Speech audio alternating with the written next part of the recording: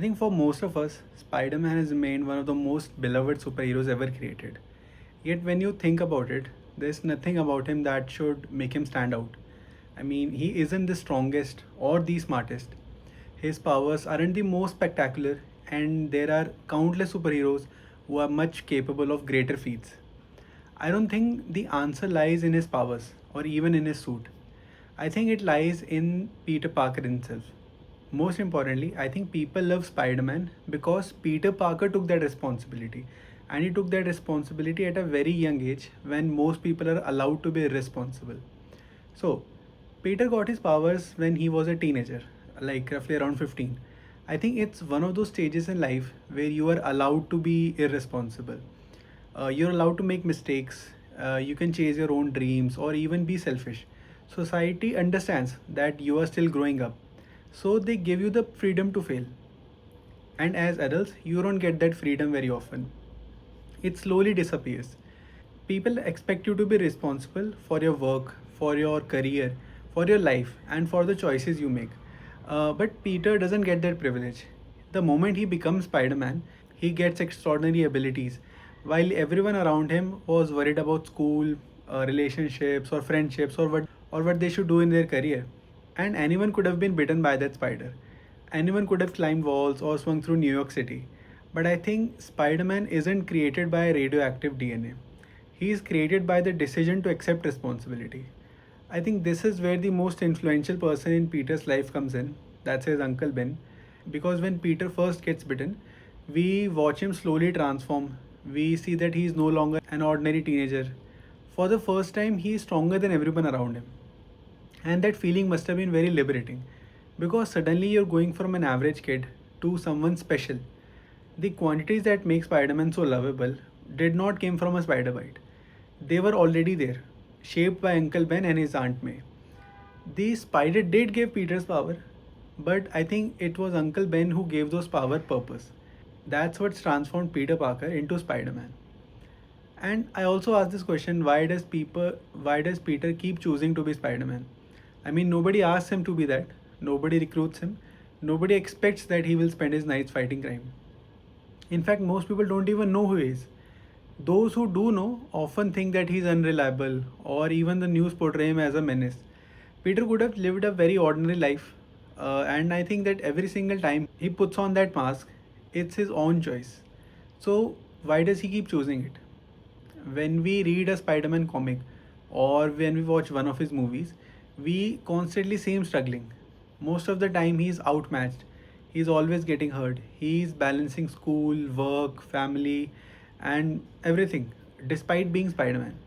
And almost every part of his life is getting suffered because of it. He sacrifices school, he sacrifices relationships, and he sacrifices his own friendship and his own happiness. Because being Spider Man or having superpowers doesn't make your life easy, and it certainly doesn't help Peter. It makes it much harder for him. And if I were in his place, I would have honestly thought about myself that why I would do all of this stuff. Like, why would I need to spend my nights fighting crime while everyone around me is disappointed in me? I'd probably convince myself that someone else will take care of it. But Peter never does that. The moment he realizes that he has the ability to help people, he no longer sees it as an option but as a necessity. And he sees it as a duty because Spider Man isn't just someone with extraordinary powers, he's someone who accepts extraordinary responsibility even at the cost of his daily life. And this is probably the one thing that I still don't understand about Peter, is that why he hasn't turned cynical. Even after everything that he's been through, he never becomes cynical. Sure, there are moments when he tries to give up, but he always comes back. Uh, and think about everything that he loses. He loses the people he loves, and the people who are closest to him are always put in danger because of his choices. He fights criminals far stronger than himself, and that with no backup, no authority, or even a guarantee that someone will come to help him when he is in need. Most of the time, he's completely on his own. I think if most of us were in Peter's position, we would eventually start asking ourselves that why are we doing this? Why does nobody appreciate me? Or why does everyone expects me to sacrifice while I get nothing in return? The city he protects often turns against him. And despite all that, Peter never becomes bitter. He never decides that the world isn't worth saving. Instead, he keeps showing up, not because the world deserves it, but because he believes it's the right thing to do. And I think a lot of that credit goes to Stan Lee, the creator of Spider Man, because Spider Man wasn't just another superhero, he represented a completely different idea. Before Spider Man, teenagers in comic books used to be sidekicks. I mean, you have Robin with Batman, you have Bucky Barnes with Captain America, or you have Kid Flash with The Flash. They weren't expected to lead, they followed someone older and someone wiser. Then Stanley made that very awkward teenager the protagonist of his comic. Peter Parker wasn't waiting for an adult to save the day or learning in the background. He was the one who was carrying the responsibility. He was the hero. I think Stanley was trying to say something very profound, that age doesn't matter character, that you don't have to be an adult or in a position of power to make the right decision. Even if the world sees you as an immature, you can still choose responsibility, kindness, and even moral courage. Peter wasn't someone we look up to from a distance.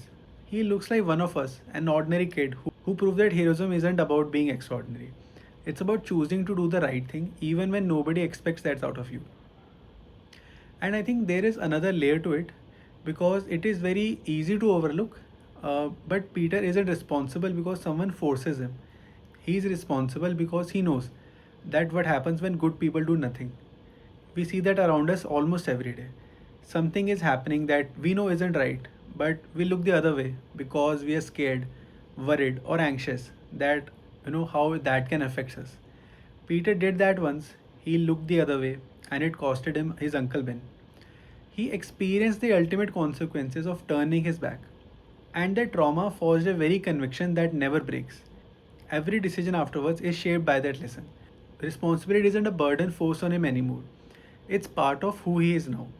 And I think there's a very special quote by Gandalf that I've always loved, where he says that it's not great power that keeps the darkness at bay. It's the ordinary people and the small acts of kindness and goodness that they do, and goodness that happens when nobody is watching. I don't think Gandalf was describing Spider Man, but he could have been. Despite having incredible powers, Peter never stops being an ordinary person. He still worries about paying rent, going to school, and struggles with his relationships. He could have used his power just for himself.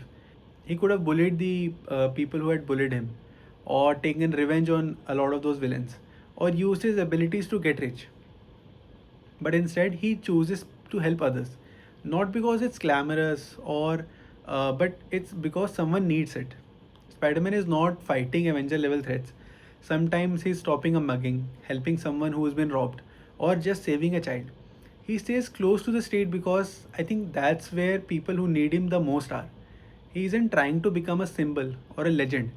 He's simply trying to make one person days a little bit better than it was before. So I think maybe that's why Spider Man has remained one of the most beloved superheroes for almost 60 years. It was never about that web slinging, the suit, or even the powers. It was only about Peter Parker. Stan Lee didn't create a god, a billionaire, or someone chosen by destiny. He created an ordinary teenager who was forced to grow up far earlier than he should have been, and a kid who discovered that having powers doesn't make him a hero, but choosing responsibility does. Every day when Peter wakes up, we see that he has another reason to stop. He's exhausted, hurt, misunderstood, or even branded a menace. But nobody asks him to keep going. Yet every morning he puts on the mask back on, because I think deep down Peter never forgets that what it feels like to be powerless. The kid nobody notices, or the person who can't fight back, the ordinary person hoping someone will help. Now that he has the ability to be that someone, he simply can't walk away. Peter Parker reminds us that heroism isn't about extraordinary abilities.